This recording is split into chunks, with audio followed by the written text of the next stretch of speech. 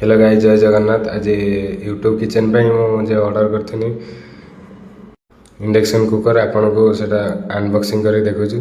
देखंतु आपन आगर सेटा ओपन करके ट्रायल करके देखो। कहीं ना बेंगलोर एबे मु रहूची ना, बेंगलोर एबे गैस प्रॉब्लम जो गैस 12 केजी ना 13 केजी सिलिंडर को 7,000 ना 8,000 टଙ୍କା से इंडक्शन लेनी यूट्यूब किचन पे। देखंतु आपन ट्रायल करके देखुछु। देखंतु हीट केमती होची। ये पूरा मतलब स्क्रीन टच वाला है। देखो पूरा चारिपट भी आपको देखो केमती पूरा लास्ट वोल्टेज 2500 ये पूरा हाई ये पूरा कुकिंग एंड हीटिंग हो। आपको स्लो भी कर लो भी कर आप पानी गरम करके ट्रायल करके देखो केते टाइम लगुच पानी गरम होगा। जस्ट 30 सेकेंड पानी गरम हो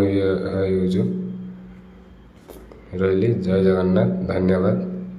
एमती वीडियो आगू बढ़िया लाइक सब्सक्राइब।